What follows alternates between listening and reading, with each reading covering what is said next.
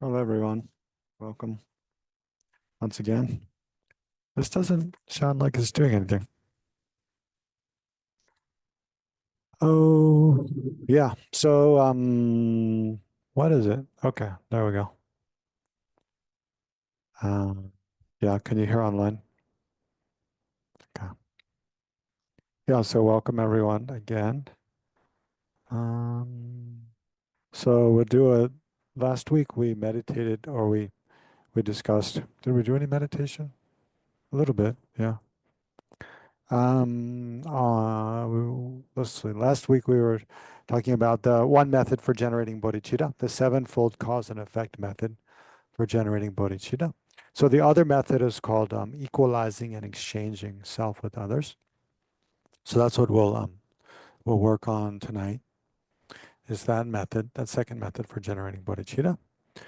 Um, but before we get to that, then let's do a little bit of meditation again and some prayers and then to generate a positive motivation, and then make some prayers, set our mind in a positive state, and then again, like we did last week, we'll do a bit of discussion first, like in pairs, to review what we went over last week, and then then I'll explain what there is to explain for this week, and then hopefully we'll have time to meditate. Actually, we'll probably meditate again as step by step, similar to what we did last week.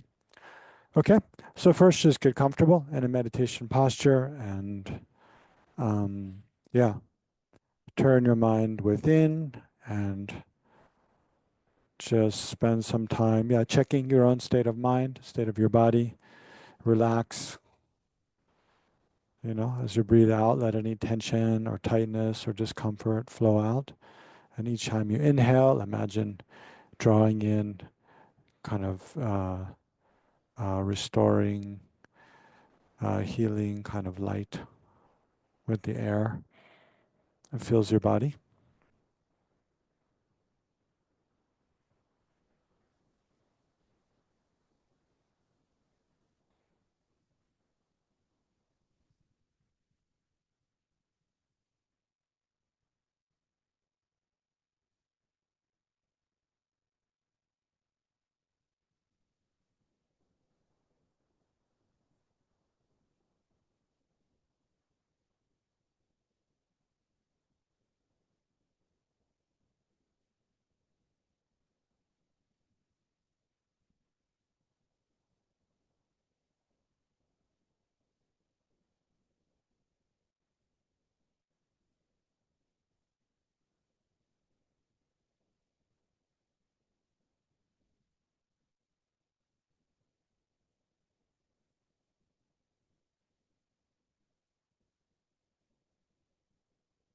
And then as your body feels relaxed and comfortable, gradually focus your mind on an object of meditation.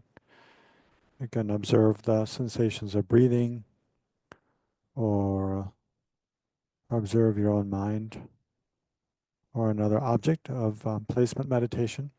And spend a couple minutes just focusing your attention on an object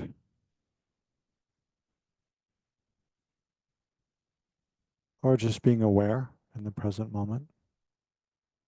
Can also just practice like that.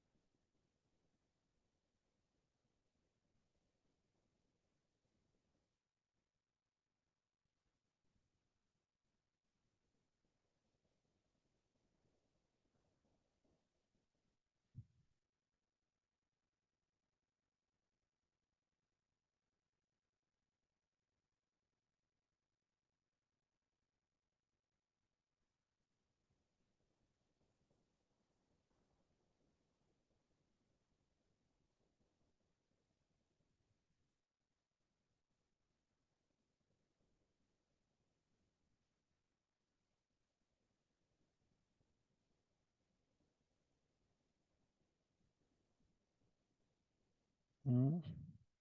And then, if you like, visualize yourself surrounded by all sentient beings, beginning with your father of this life or a most supportive, most kind male caregiver. To your right, imagine them to your right, and all those men or males in your life, children or adults, who are most supportive. Imagine to your right and behind you, friends or family. And then on your left, your mother of this life or the women, females who are most helpful, supportive to you, friends and family. Imagine to your left and behind you. And then directly in front at a comfortable distance facing towards you, those whom you're most prone to become angry with or have aversion towards, to remind us to especially practice patience and make more effort to practice kindness towards them. And then all the other sentient beings of the six realms, imagine in human form seated all around you.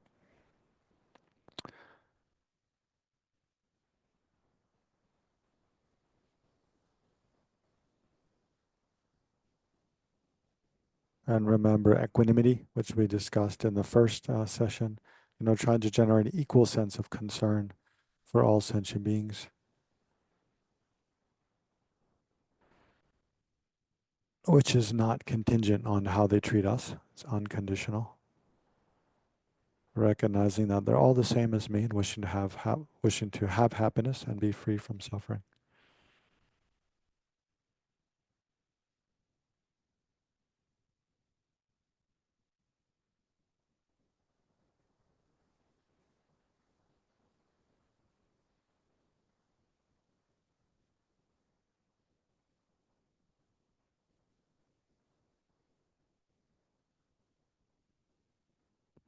So at the very least, try to think at least that whatever I do here during the session, may it not cause the slightest harm to me or anyone else, and may it be of the greatest possible benefit to myself and others. And then, you can kind of elaborate on that in whatever way you like. But especially since this session is about bodhicitta, the aspiration to achieve full enlightenment in order to be of the greatest possible benefit to all sentient beings. Then if you can, in whatever way you relate to or understand bodhicitta, try to generate a bodhicitta motivation for the session.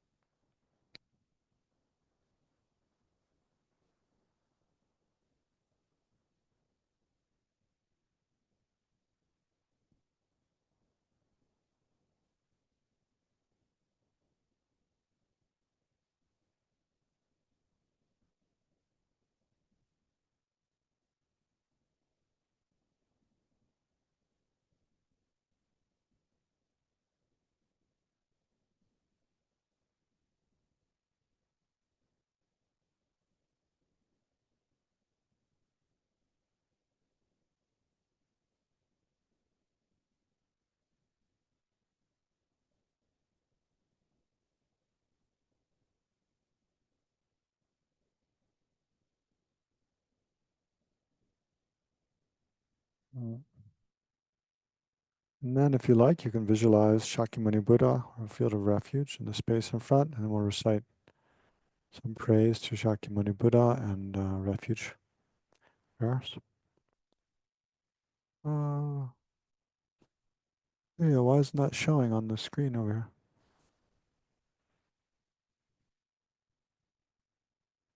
There we go. I'll load it up a bit more.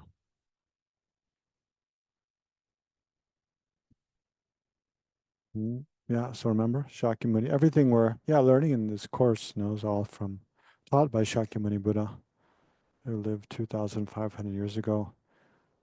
Without him having taught all these things, we'd have no idea. So remembering his kindness, then we offer some praise to Shakyamuni Buddha. Compelled by great compassion, you taught the sacred Dharma to dispel all wrong views. To you, the Buddha Gautama, I pay homage. Do not commit any unwholesome actions. Engage in perfect, wholesome actions. Subdue your mind thoroughly. This is the teaching of the Buddha. And then we can offer a short mandala, which is just like symbolically offering all the things we enjoy in the entire universe, and then making a request for guidance and inspiration. This ground, anointed with perfume, strewn with flowers, adorned with Mount Meru, the four continents, the sun, and the moon. I imagine this as a Buddha land and offer it. May all transmigratory beings enjoy this pure land.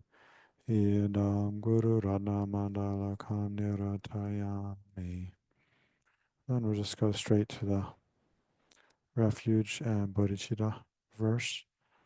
I take refuge until I am enlightened in the Buddha, the Dharma, and the Supreme Assembly. By my two collections of explaining the Dharma, may I become a Buddha to benefit transmigratory beings. I take refuge until I am enlightened in the Buddha, the Dharma, and the Supreme Assembly. By my two collections of explaining the Dharma, may I become a Buddha to benefit all transmigratory beings.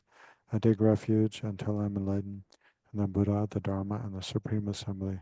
By my two collections of explaining the Dharma, may I become a Buddha to benefit transmigratory beings.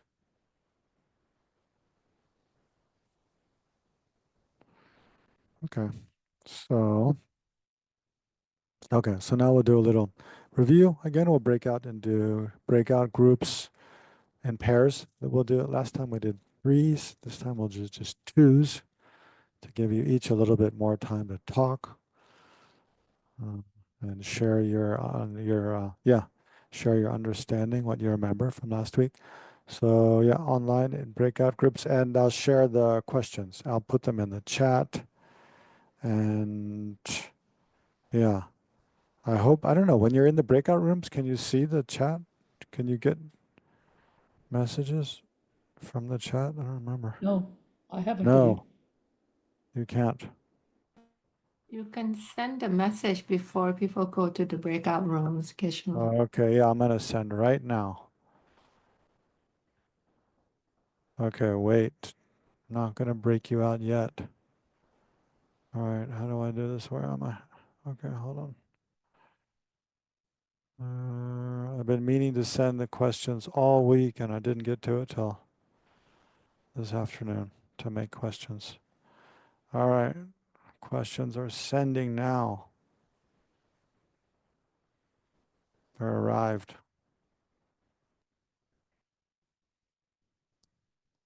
I don't know, I think maybe you all have to download the questions first. Give them a minute, Leah.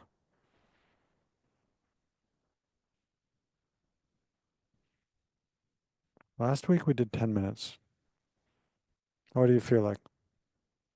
That was fine, yeah, 10 minutes is fine. And then for those here, I'll share. Right now I have to open it again. I'll share on the screen.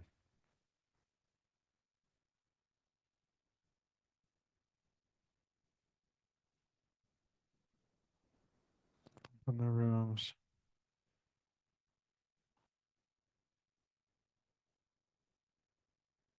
Thank you, COVID, no, for giving us Zoom.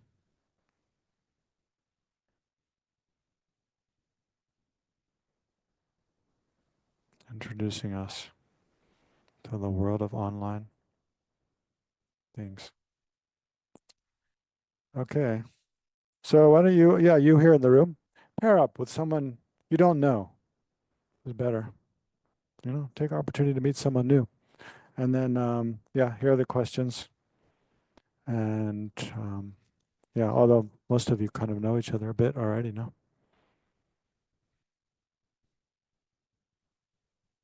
Yeah. How did, for you online, um, could you remember most of the things in relation to the questions? Yes. Those were here. Okay. There were a lot here in the Gompa who were not here last week, so I was kind of filling some in. Maybe I'll just go through the questions just real quickly and make sure you remember. So what are the 7 steps? They were remembering how all sentient beings have been your mother, remembering their kindness, wishing to repay their kindness is the third. And then the fourth and fifth are generating love, loving, loving affection, and the fifth, compassion. And then the sixth is this is exceptional attitude, thinking to take personal responsibility to free all sentient beings from suffering and establish them in happiness. And then the seventh, bodhicitta, thinking, therefore, I must achieve full enlightenment in order to do that. So those are 7 steps. And then what are the 2 different ways to posit these 7 steps? This is probably well, I don't know. There's 2 different ways. So one is to think the first 6 are causes of the seventh. The seventh is bodhicitta. So thinking, remembering how all sentient beings have been your mother up to the exceptional attitude are all causes of bodhicitta is the first way that you can separate them into causes and effects. And then the other way is to think, well, compassion is the main thing. So the first 4, um, remembering how all sentient beings have been your mother, remembering their kindness, wishing to repay their kindness, and loving affection are causes of compassion. And then the last 2, the exceptional attitude, taking personal responsibility, and then the wish to become enlightened, bodhicitta, are effects of compassion. So everything's centered around compassion. Mm. And then what is the reasoning to establish all sentient beings have been our mother? Because the basic reasoning, because we've had infinite past lives, and each of those lives, there's been someone who's been our mother or kind father, brother, sister. You can think of all those. And therefore, every sentient being has been kind to me in some way. I don't know, the reasoning is not 100% like just because we've had infinite mothers, it doesn't mean someone different. It's possible one person has been our mother in every life. No, it's possible. But what really is the case is there's no sentient being we can point to and say, I'm sure that person has never been kind to me in some past life, right? Um, so that's for sure. And then who are some of the people that I make kindness to in this life? Yeah, this is just your own personal experience. And then can you use this to imagine how others have been similarly kind to you? Yeah, again, that's just asking about your own personal, can you do that? How does that work for you? And then what is the difference between the compassion of step 5 and the exceptional attitude of altruism? It's just in step 5, the compassion is just wishing, thinking, may all sentient beings who've been kind to me from life to life, may they be free from suffering. Whereas step 6 is much more being personally involved, thinking, may I commit myself, may everything that I do in my life contribute to freeing sentient beings from suffering. So it's being more personally involved, taking personal responsibility. And then how do you relate to the idea of full enlightenment? Does it seem like a real possibility? Yeah, and that again, it's just just checking up with your own personal kind of, checking up how you feel about that. What do you think about that? Um, yeah, and again, that's just kind of a question I always have when I'm explaining bodhicitta. Okay, any questions remaining? Yes, Suan.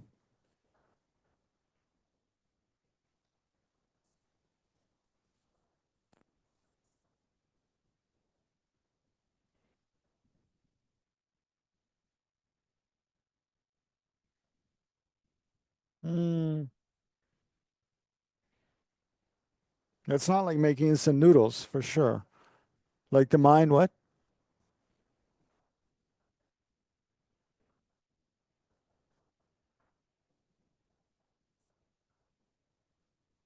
Yeah. Okay. So, yeah. So the question was, yes, the question was, how would you think about that last question? Being like, how do I, what is it? How do I Yeah, how do you relate to the idea of full enlightenment? Does it seem like a real possibility or not? So yeah, someone here in the room, so Anne is asking, yeah, how would you think about that? How would you kind of I guess kind of not get yourself, but kind of how would you be able to believe that that's a real possibility? Or how would you come to that belief? Yeah. Well, I mean, yeah, that's the thing is, uh, it all depends kind of on what you all, it's definitely a process and there's many different things involved. But one of the main things is the question like, well, because why aren't we enlightened? Right, right. There's so many things that are, so many reasons we're not enlightened, right? Um, and what are the things that prevent us from being enlightened? Basically, I mean, think about what are the main qualities of enlightenment. One is omniscience, that you know everything that's possible to know. So there's our mind, there's obscurations to our ability to know. So is it possible to, what is the limit of our mind in being able to know things? And not intellectually no, but experientially no, no. Yeah. It's both, both conceptual knowledge, but also non-conceptual, just experiential knowing. Like what, I mean, our mind has the ability to know, but like, like the ability to see, we can only see as, so far, depending on if there's light or not light, or hear sounds. But like mentally, especially our mental consciousness, like how much can we know or feel or, um, yeah, basically it comes down to, and then also ex- we're under the control of karma, right? The things happen to us because of karma. So is it possible? And then we create karma because of afflictive emotions, because we have attachment and anger, and all other afflictive emotions. So basically, it comes down to, is it really, and then the Buddha taught all these afflictive emotions arise from fundamental grasping at a self, an incorrect way. So how do we relate to that? Do we really think that's true?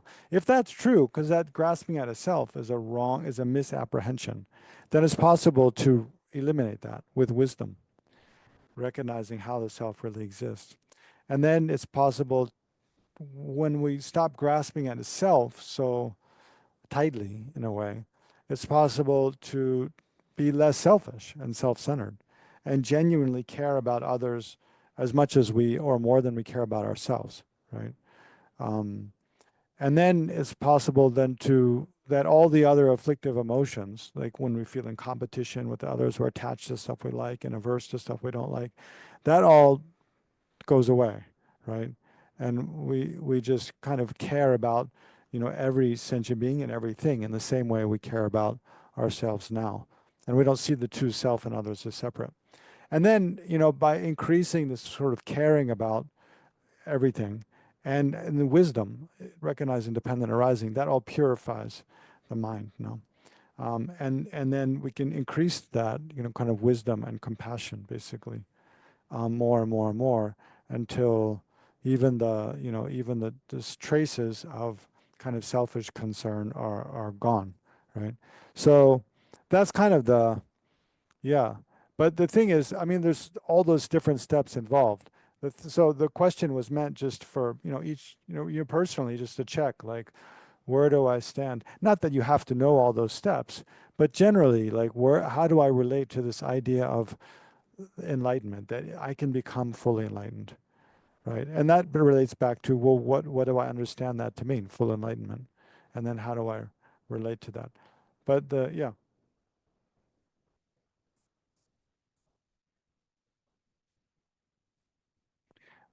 Mainly I mean, the general, oh yeah, sorry, repeat the question for those online, sorry. How do you break, the question is, what's your name? Jaden. So the question from Jaden here is, how do you break down this idea of the self and generate true altruism? Yeah, thank you. And generate true altruism. The best, the most powerful reasoning is dependent arising. To think how to investigate, what am I? And then just look, I mean, just sincerely, like look at like what am I as a person, and see how, we're made up of all different parts. We have a physical body, but we're not just something physical. We also have a mental experience. We have feelings and thoughts and perceptions. And then sort of look how yeah. And then each of those, every part of our body is changing continually. All the aspects of our mind, our thoughts and perceptions are changing continually. And then how are they changed? Is there anything like that makes up us as a person that like we've created totally independently, just, uniquely? No, it's like every part of us depends upon and is kind of comes about in dependence upon other things, like our bodies come about in dependence on water we drink, every breath we take, every breathe, food we eat, our parents. Um, and then everything, every experience we have is kind of is comes about in dependence upon, a whole history of experiences we've had before, and then our perception of things outside of us, and thinking in terms of ideas and language that we've learned from others. So basically, the reasoning that we're interdependently arising phenomena, we're intimately connected with everything else, that breaks down this kind of habitual tendency we have to grasp at sort of a self that exists from its own side or by its own power. Mainly that.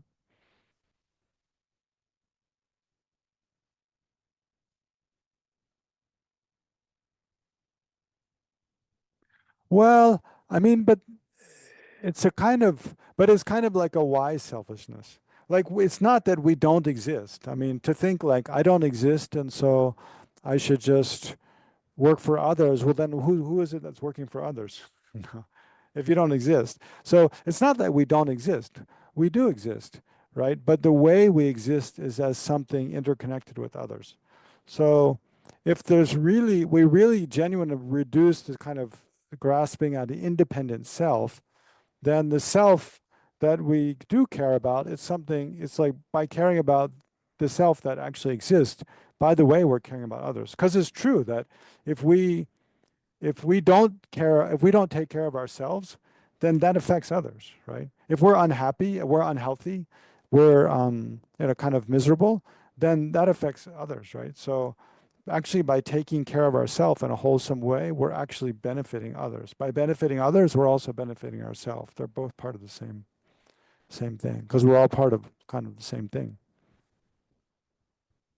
Yeah. Um, yes.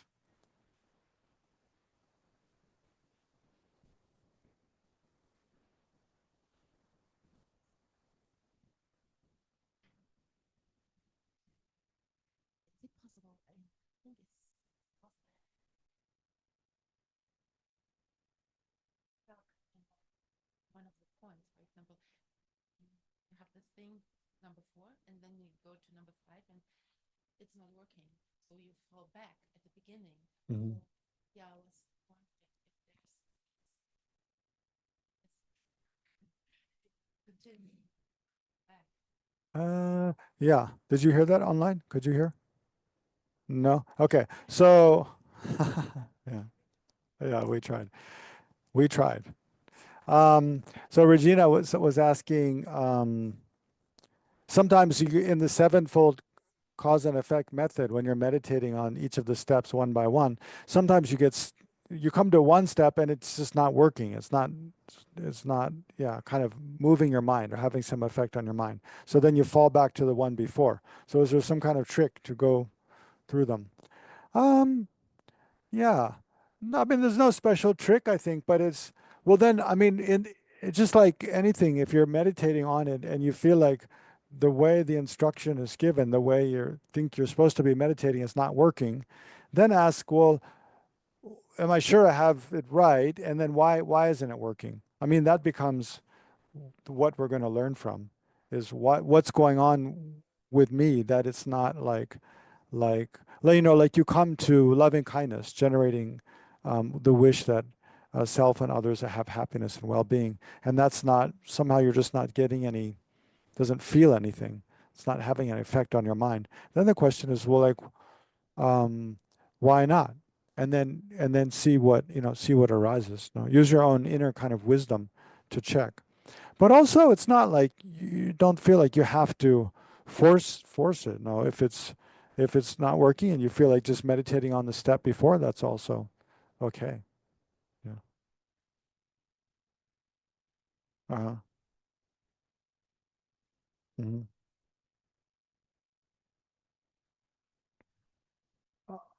I see. Doing the action, like what action? Like,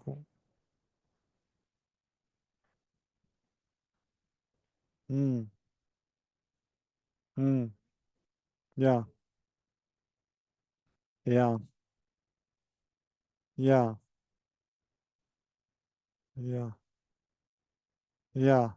Well, I mean, that's another question arises. Okay, if I decide I'm going to use my, so Regina was saying again, then, but she's feeling the stuck. The question about being stuck is not so much in relation to the steps of the meditation, but in relation to translating that into action, into like more kind of concrete or tangible like action.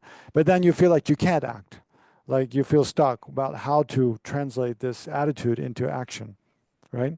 Yeah. So, but yeah, there is kind of a misnomer that, if you generate bodhicitta, then it means like you need to go out and like feed the, nurse the sick and feed the hungry and engage in charitable work. And like that's going to that's the way to, I mean, and I mean, we have that idea because in a way, in common sense way, it does make sense that, oh, if I want to relieve sentient beings from suffering, I should find sentient beings who are suffering, and then, those who have hunger and feed them, and those who are homeless and give them shelter, and those who are, um, sick and nurse them, and so forth. But that's actually not what in Buddhism, not what we're talking about when it relieve sentient beings from suffering. It's true; those are all noble things to do and excellent things to do, and they're ways of very directly relieving sentient beings from suffering. But on a deeper level, it's like even if you give everyone, you could feed everyone who's hungry and everyone who's without, shelter, you could give them shelter, and everyone who's lacking clothing, give them clothing. Everyone who's lacking education, you could give them education, and everyone who's sick, you could give them you could heal them and give them medicine and make them well. They still would be in samsara because suffering arises from afflictions in the mind, right? So, in the Buddhist approach is not so much to engage in that kind of external charitable work. It's more to transform the mind, right? To understand what are the causes of suffering in our mind, and then reduce and eliminate those. And then the more we can do that, the more we can help others actually reduce and eliminate the fundamental causes of suffering in the mind. Um, yes, Michelle, is it going to work? Yeah, we try again. Okay. Well, let me take a question online first, can I, Rochelle? And then you get mic in your hands in the meantime. Madhu? Oh my gosh, the Um, chat box is all full up with things too. Yes, Madhu, go ahead. the question that me and Ladan had was in the seven steps method, um, the qu- there was one question that you had asked about love through the force of attraction. And I don't know if that was a question. Oh, no, that is the step number 4. And so my question was, what is, like, if you look at the word force of attraction and love through the force of attraction, that indicates or implies that there is an attachment and through the force of attraction. And is that correct? Is that the way to look at it or not? No, no, here when in that phrase, when it don't yeah, don't take the phrase too literally, no. Love to the Mm, doesn't mean like attraction, like romantic attraction or something. It mm, means like more like a feeling of closeness. hmm. What that it Okay. means. So and and the idea is like, you know, like in this life, there's only a few people we feel close to, right? We feel Mm, they've been very mm, kind to us, they genuinely care about us, and mm-hmm, therefore we feel close to them. But the idea is mm, to having think about how every sentient being has been like that with us in some past life. We've been in a relationship like mm, that. So as to feel closer to all sentient beings, instead of feeling like everyone, most people I see, driving on the street or in the everywhere every day, they're like very distant and unrelated to me. To mm, feel mm, genuine, more like sense of closeness with them mm, and see mm, positive things about them, mm, not necessarily in this life, but in general, and then try to generate a genuine wish to help them, to benefit them. mm, Is that idea? mm. And so it doesn't I involve see. attachment. Yeah, I see. Okay. yeah. Then the other question came up was, Laran, please correct me if I'm wrong. But the difference between so this was question number 6. The difference between compassion of step 5 and exceptional attitude or altruism of step 6. You may have answered this, but the question we had was, where is the fine line between having compassion for self and an ego? And where do you draw that fine line between that? Like, how do you distinguish Yeah. between the two? Yeah. Yeah. So how do you distinguish between compassion for yourself and ego? Any ideas from the audience?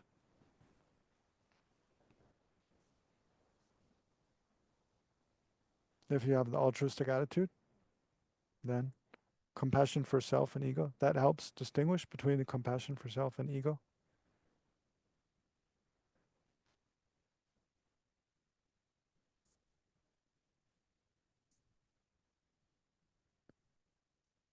Yeah. So Jaden here is saying if you have the sixth attitude, the altruistic attitude, wishing to help others, then that helps have more caring about self and not just clinging to your kind of selfish ego, right?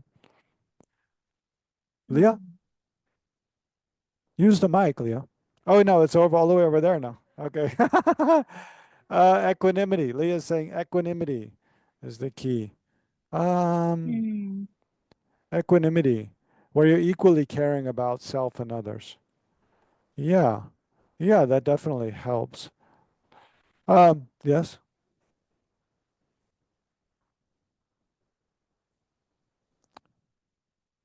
Yeah. What is compassion for the self? Well, what is compassion? What do you have an answer? No? Try something. Try. Sue, right? Anne. Okay. That's Sue Ann. And you're Anne. Yeah, yeah. That's what I thought. I knew one part of her name was your name, but I wasn't sure which part. Anne was saying, what is compassion for the self? Yeah. Can you hear Anne on Zoom? Anne, say something. No. No, I can't Okay. hear Anne Anne said now. hello. Hello, Anne.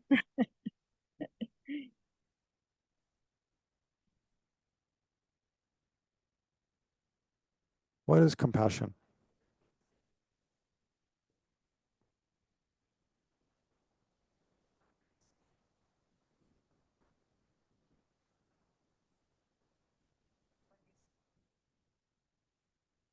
Yeah. But what kind of situation? Like you can, no, but you could pull up, if there's an intersection with the four-way stop signs, and you pull up and you understand the situation is I have to stop and then I can go. That's not compassion. No. That's understanding the situation. I mean, I'm making, kind of as a very generalized example of what you're saying, but trying to help you get clear about what's an example of when you feel compassion? Think about that.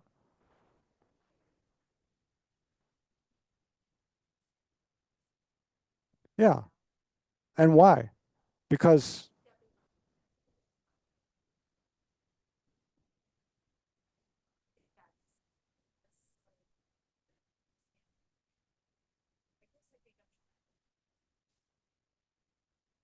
well, just start with your understanding though. Because when you step on insects, why do you feel compassion? That's right. Because you see that they're suffering and I don't want them to suffer. Right. That's compassion. When you see suffering of yourself or for another person and you feel how painful that is, you have empathy.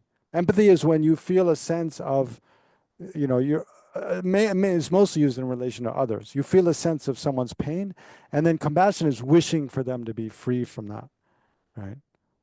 So compassion is essentially compassion for yourself was when you observe your own suffering or pain, and you wish for yourself to be free from that in a Geshe, very what kind way. And then compassion for others is when you observe others' suffering or pain, and you wish for them to be free from that. what happens when you know that Wait, you are Madhu. I'm suffering? still working on Anne's question. Oh, you're still okay. Yeah, Okay, other sorry. questions. Yeah, and also we have to. Yeah, We can't Yeah. spend the whole time on questions. And Rochelle's question is still outlying too. Okay, what's your question?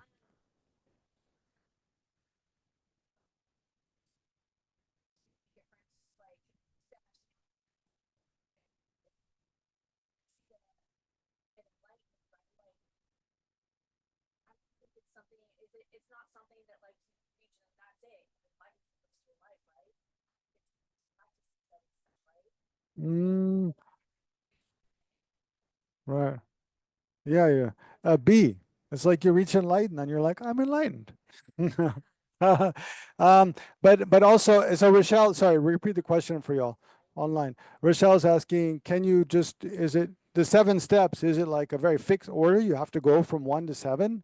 Or can you bounce around between them and go back and forth between them? You can go back and forth between them. Yeah. It's not fixed. Yeah. Yeah.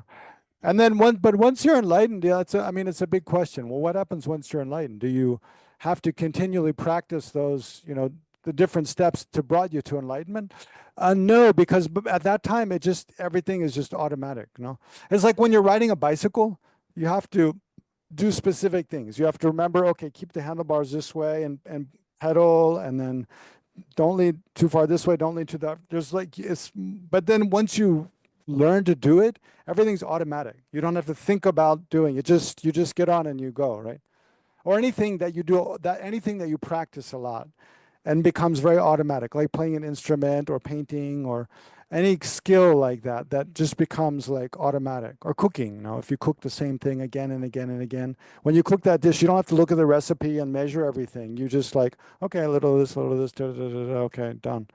So enlighten all the things to becoming enlightened. It's like, yes, now it's like, this is not what we usually do. We're not usually trying to become enlightened, right? So we're just taking these baby steps. Okay, do this, do this, do this, do this. And it all feels a bit like, I don't know, unnatural.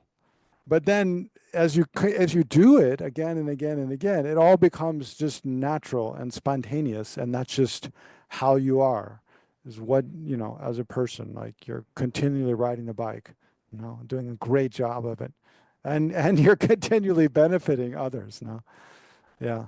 So, I mean, that's one aspect of being enlightened is every breath you take, every thought, I mean, that you have, every word you speak, it's all motivated by the wish to benefit others. And that's not even like a deliberate wish. It's just how you are. It's what you are as a person, is you're continuously and spontaneously engaged in activity to benefit others, right? It's awake or asleep or anything. It's like that. So you never fall back, and you never fall back from that. So it's not like you have to continue try to achieve that state. Just like once you know how to ride a bicycle, you don't have to continually think about like again and again, well, how do I ride the bicycle again? It's just natural, right? It's like that.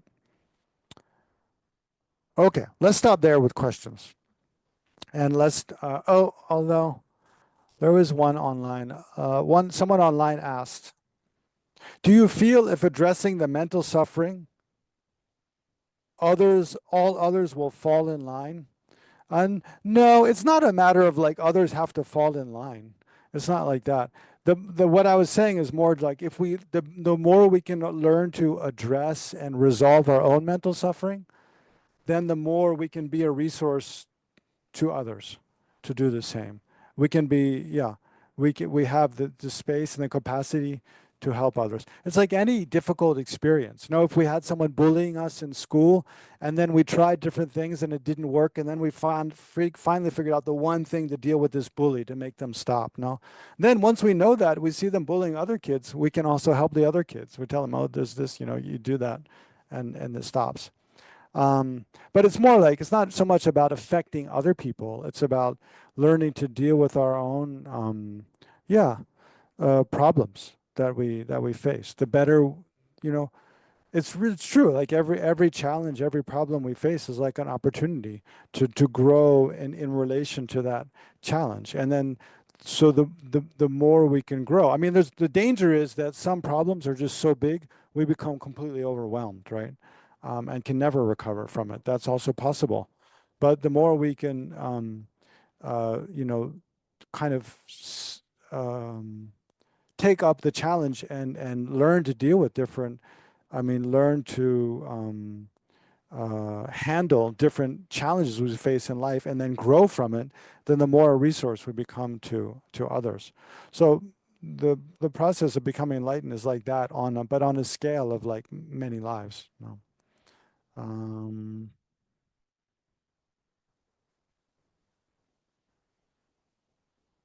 Oh yeah. Yeah. Also, yeah. So Bay says in relation, self-compassion is the recognition that one wants to be free from suffering, and ego is self-concern or selfish concern, cherishing oneself over others. Yes.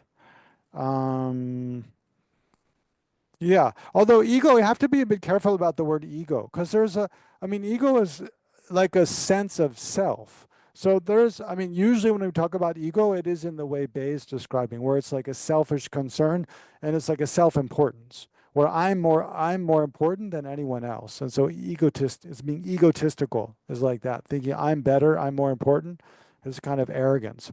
But in general, in a more general way, ego is just a sense of self. So there's a healthy sense of self, um, and there's where we recognize our interconnectedness with others, and we recognize that we do have a unique responsibility to take care of ourselves because no one else will or no one else can in the way that we can, because only we know us from the inside out, right? Everybody else knows us from the outside in. Kind of. So we do have a personal kind of responsibility. No one else can change us in the way that we can change ourselves for the better. But a healthy sense of self is where we recognize, yeah, by taking care of myself, by the way, I'm also taking care of others because the way I am affects the way, I affect others. And yeah, so like that. And then also caring about others is indirectly caring about me. Okay, I know there's a lot of good questions and a lot of good discussion about this. Every aspect of this bodhicitta, I think every time I feel like it's just a very small introduction to this. There's so many deep issues, but anyway, we start and this topic today. Now we only have a half hour left, and it's such a profound. We could just spend the whole 6 sessions just on this method of equalizing and changing self and others alone. Um, but but anyway, we'll start today, and we won't get through it all, and then we'll continue next week. No, and we'll do what we can in the time we have, and that's okay. Okay, so yeah, in the second method of generating bodhicitta, remember the attitude of bodhicitta in essence is,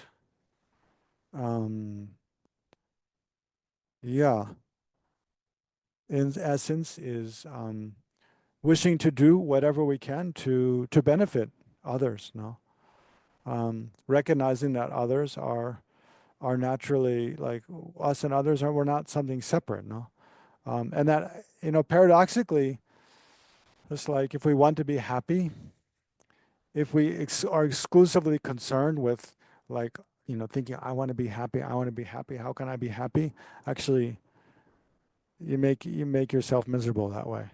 But if we're not so concerned about, you think, okay, I'm only one of 7 billion other human beings, not to mention all the other animals and other creatures in this world. We're all the same. We're all in the same boat. Well, they all want to be happy too. Why? I'm no more important than any of them. And each of them wants to be happy and be free from suffering just as I do. And everything I have that I enjoy in this life, all has come about in dependence upon others.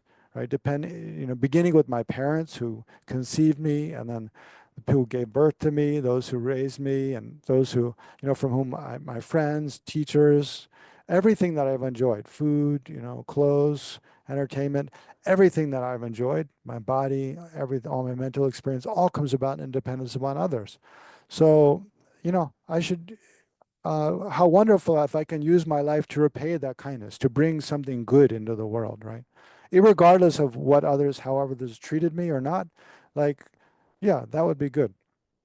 So then that kind of attitude, thinking to use our lives, so thinking not so concerned about, oh, I want to be happy, I want this, I like that, so I want that.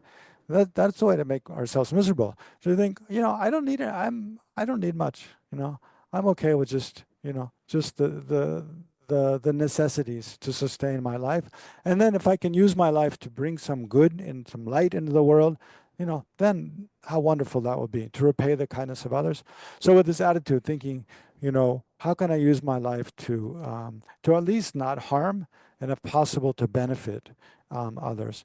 And then, so in thinking and to benefit others, then how wonderful if I could, be fully develop all my potential for development, to fully develop all my potential to have positive qualities of wisdom and compassion and other positive qualities of body, speech, and mind, and then eliminate any faults through which I cause suffering to myself and I cause harm to others. So that's this attitude, full enlightenment. Full enlightenment essentially is the elimination of all faults and the perfection of every positive quality. So this attitude thinking, in order to be of the greatest benefit to others, then I myself will become fully enlightened. So then, in order to generate this attitude, there's two main methods: the sevenfold cause and effect method, which we've been discussing, and then this method, the method of exchanging self and others. So they're a bit different. I mean, the methods in general, in that the sevenfold cause and effect method, of course, the main thing is like recognizing how all sentient beings have been kind to us in some life, in this life or a past life, right? How all sentient beings have been our mother or some other, very kind person to us. And then wishing to repay that kindness. That's kind of the main method. Whereas the equalizing and exchanging self and others method, the main thing is not so much thinking of how sentient beings have been kind to us, although that's part of it, but is really recognizing the faults of being self-centered and selfish and the benefits to me of thinking more about others and giving others more consideration, right? Of using my life to benefit others, thinking about the benefit of that and the faults of just a selfish attitude, right? And thereby trying to generate this wish to benefit others more. Yes, Rochelle.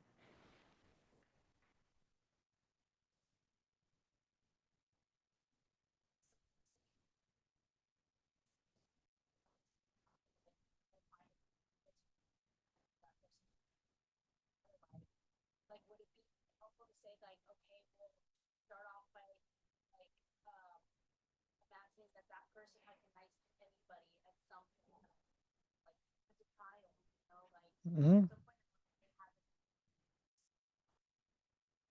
Yes. So Rochelle is asking, let me repeat your question for those online. Would it be helpful to think about how, if you're trying to generate like kindness towards another person and it's difficult because they seem like really mean, especially to you, like for example, I know you didn't say all that. I'm all adding all of that in.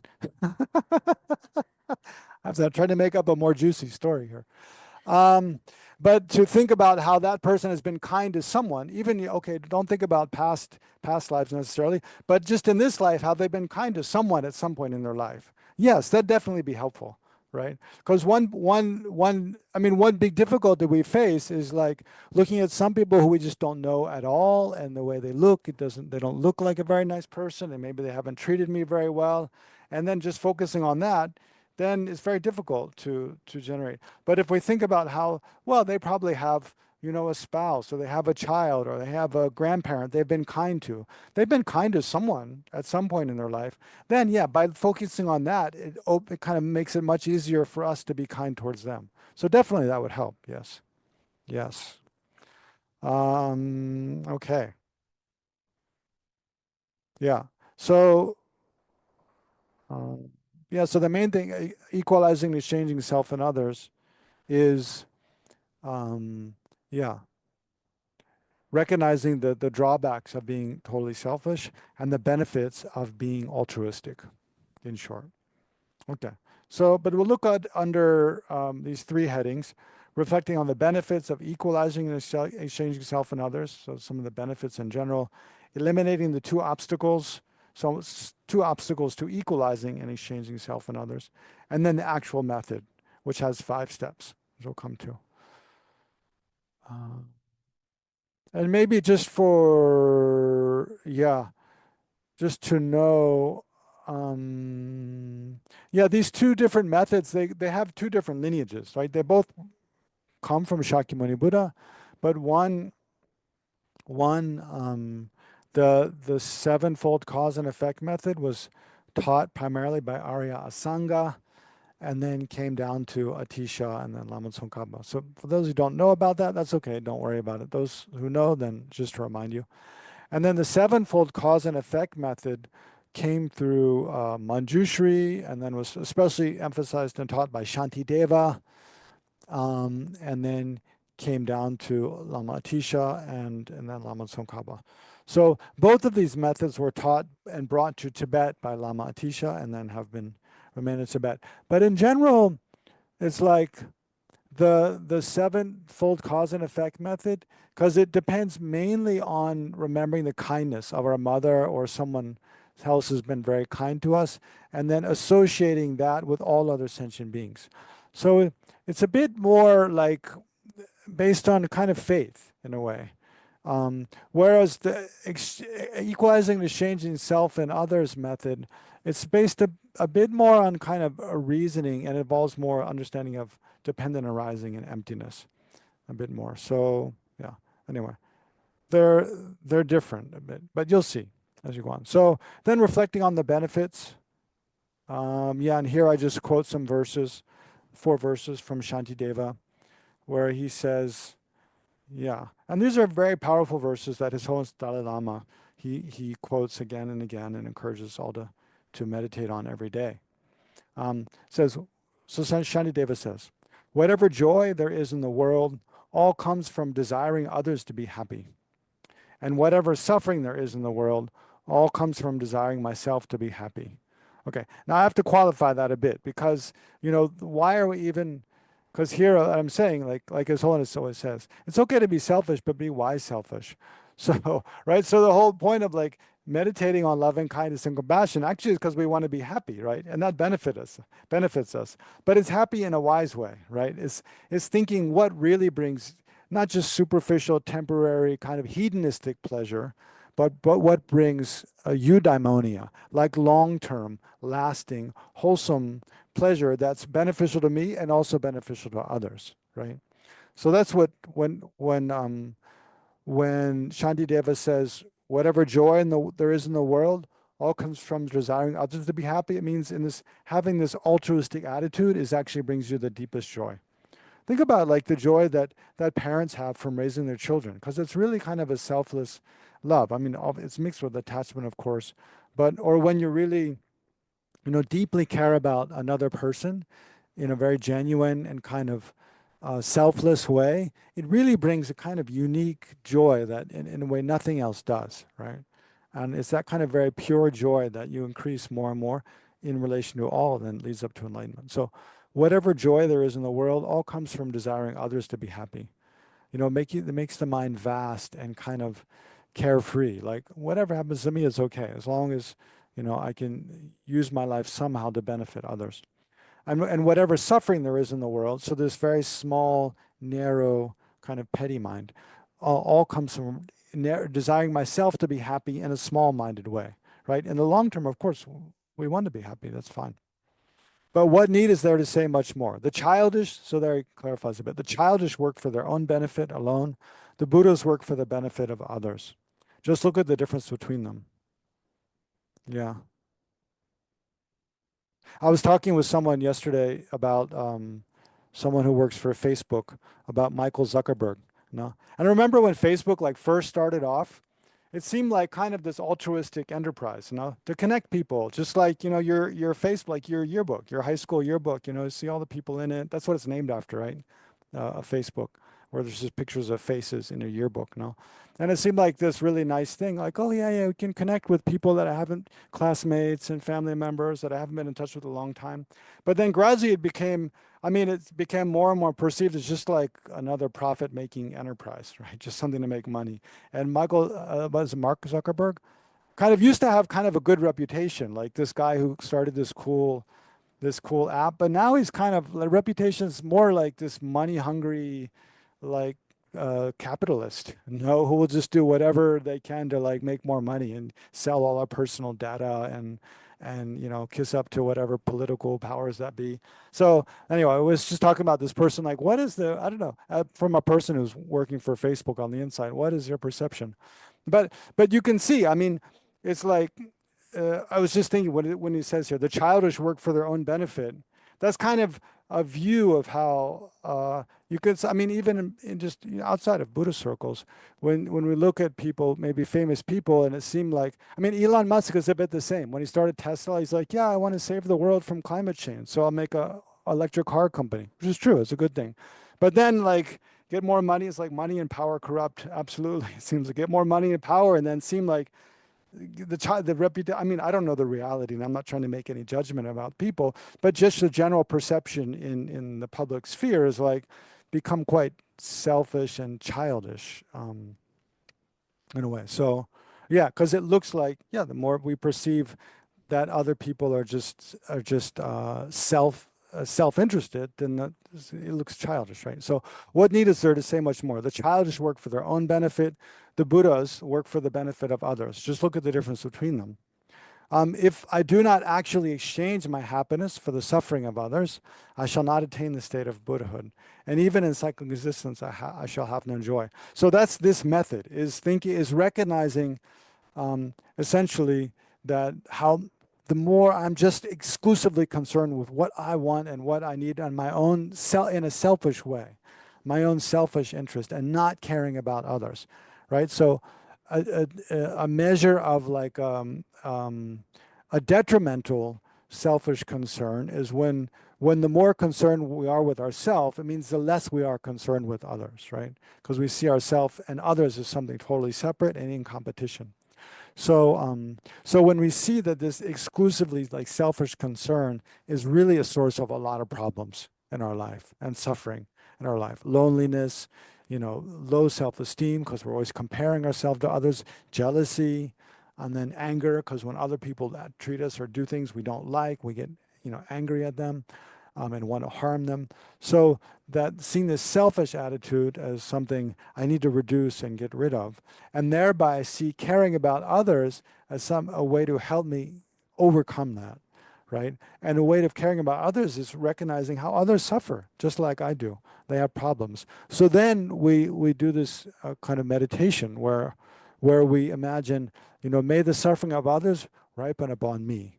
But when, as the suffering of others, we imagine ripening on us, it doesn't become that we experience like all the suffering in the world, right? Rather, it's like by having that mindset, that attitude, may the suffering of others ripen upon me. Actually, we mean ripen upon and destroy my own self-centered attitude, my own selfish attitude, and reduce that, right? And then being more free from that, then we generate this more kind of freed from this small childish selfish concern, then we have more space in our heart for altruistic concern about others. So that's what it means here. If I do not actually exchange my happiness for the suffering of others, so offering my happiness to others and taking the suffering of others upon my own selfish attitude, I shall not achieve the state of Buddhahood, and even in cyclic existence, I shall have no joy. So as long as I just follow this selfish habituation I have, I'll never be happy. I'll always want something more and different and be jealous of others and so forth. So having mounted the horse of an awakening mind, the Bodhisattva attitude, that dispels all discouragement and weariness. So saying this attitude, this altruistic attitude, wishing to use our life to benefit others, you know, in a wholesome way, taking care of ourselves so that's sustainable. We don't want to burn out. But it brings incredible inspiration and joy, thinking, how can I, you know, what can I do to use my life, you know, even in a small way to benefit others? That dispels all discouragement and weariness. Who, when they know of this mind that proceeds from joy to joy, would ever lapse into despondency? Right. So see, there's some of the benefits of this you know, kind of radically altruistic attitude, wishing that may all the suffering of others ripen upon me, and whatever happiness and well-being I have, may I offer it to others for their benefit. then it's like, by the way, it's not like we run out quickly. It becomes like a cornucopia of of joy, right? And a sense that, yeah, I'm using my life in a truly like meaningful way. Um, yeah. Actually, recently I've been reading this book by David Brooks called The Second Mountain, I think it's called, just off and on a little bit. But it's interesting. I mean, he's I think he's Christian, but he's, you know, he's a journalist. He writes a column for the New York Times, um, and also appears on what is it, PBS every week. Um, um, yeah, but in the book, it's interesting. I mean, basically, he's calling the second mountain. He's saying basically like people go through kind of climb two mountains in their life. The first mountain is basically pursuing kind of selfish interest. They want to get a good education, they want to get a good job, then find a good partner, and basically chase after all those things that are ordinarily considered to be success in society. And then and then some get that and some don't. But at some point, even they get that, they find they're really still not happy.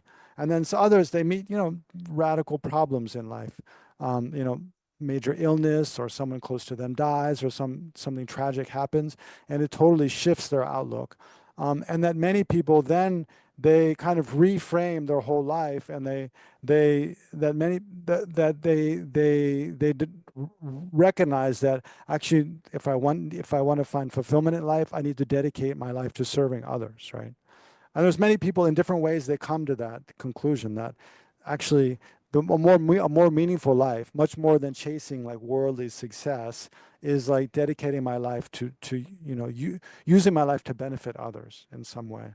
And that's like kind of the second mountain people climb. And he's saying David Brooks, because he faced a kind of crisis like that in his life, whereas I think he was, you know, totally kind of selfishly invested in his work and not really giving much attention to his children and his spouse. And then his wife left him, and it was kind of a big shock. His children grew up and graduated and kind of drifted away, and then his wife left him, and then he was depressed for a few years.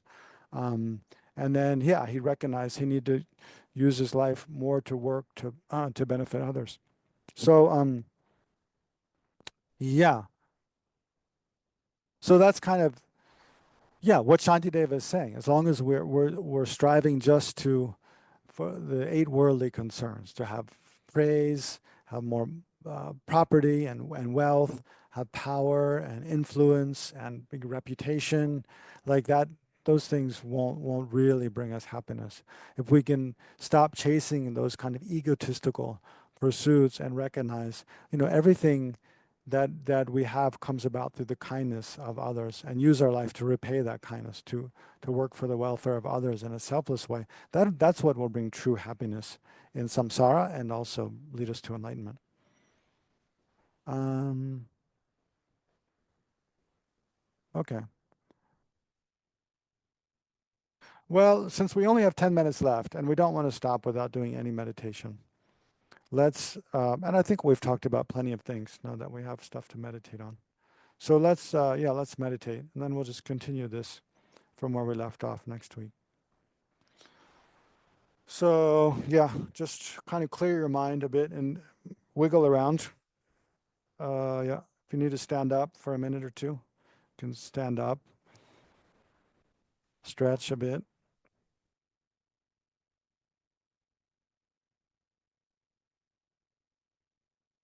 Okay, so now just get comfortable in your meditation posture.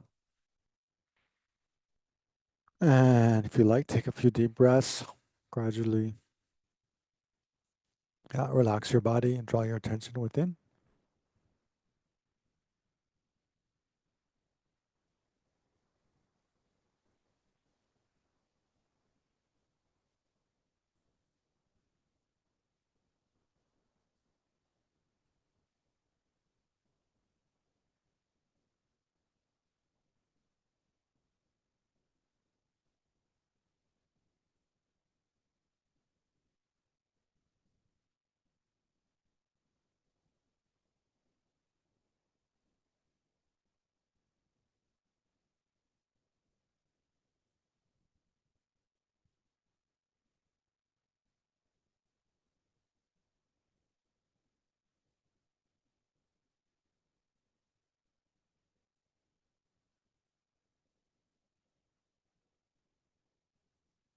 Mm.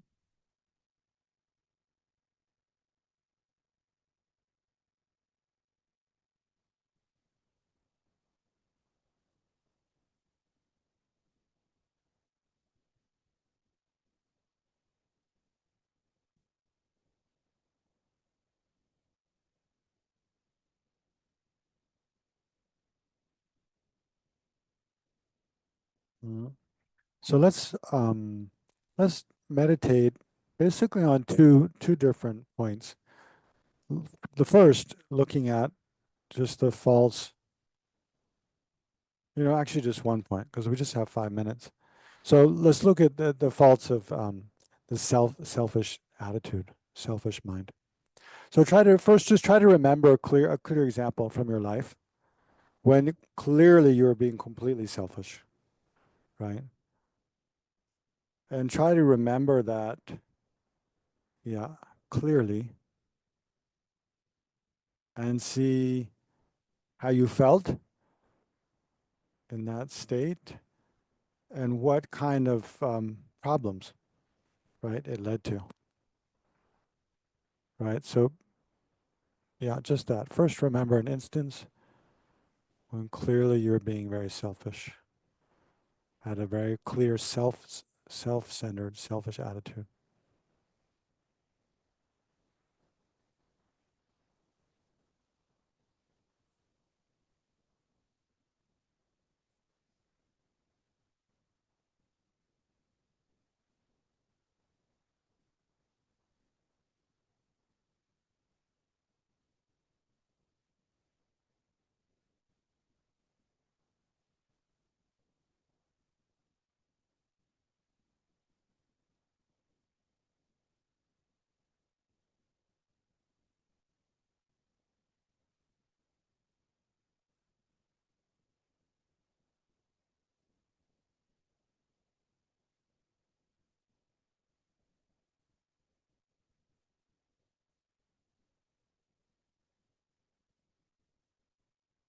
Mm. And then observe how when that, selfish attitude clearly arises in the mind, does it disturb the peace of the mind? And also, how does it feel in your body? How does it make you feel in your mind? How does it make you feel in the body, in your body?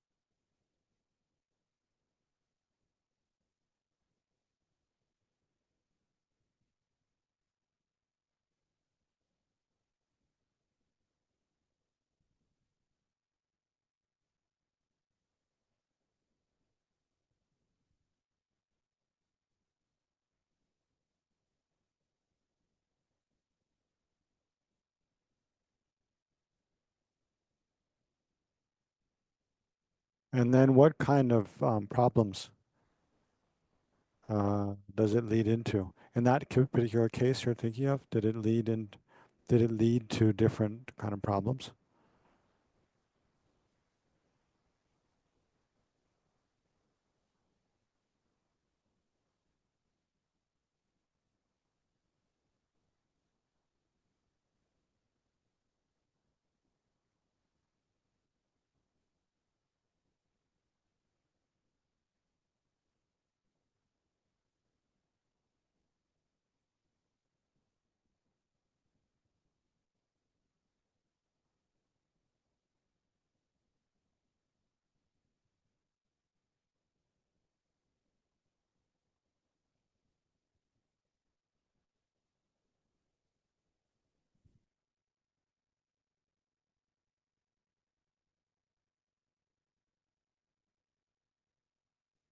Mm.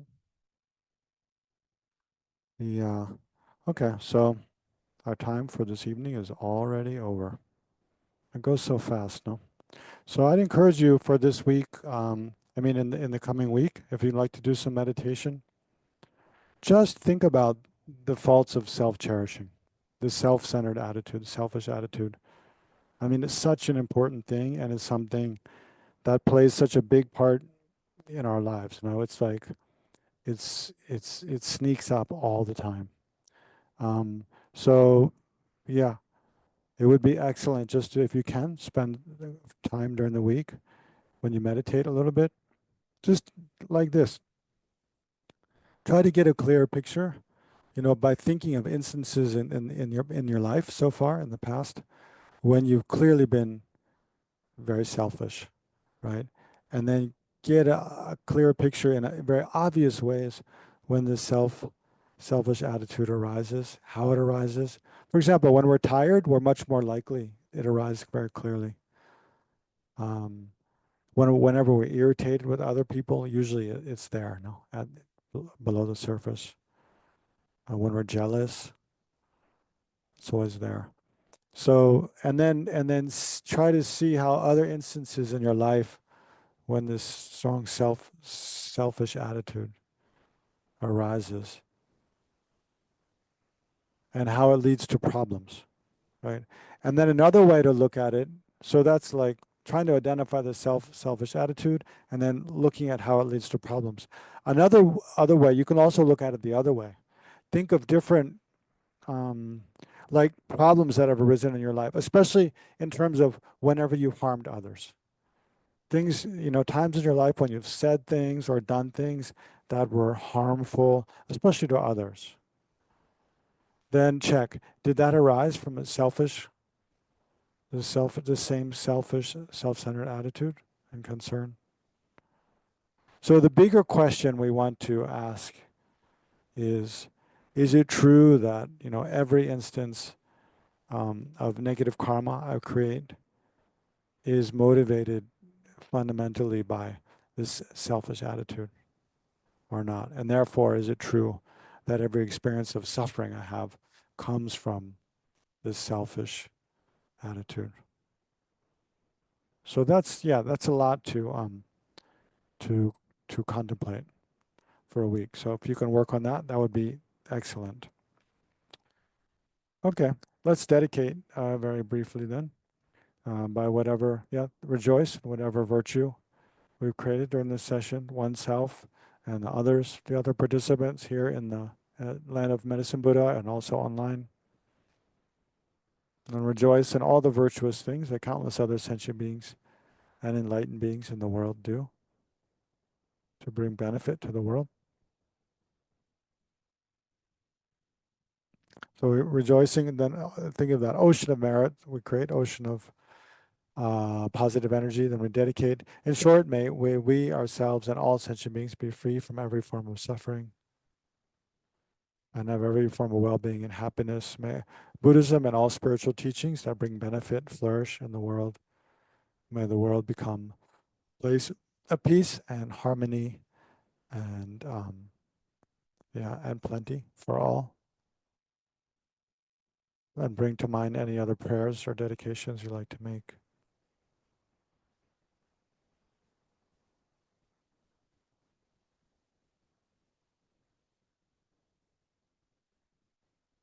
So may those all be accomplished in accordance with your wishes, especially may, climate destruction be reversed and the natural environment be completely restored and a perfect place for all beings, humans and animals to live.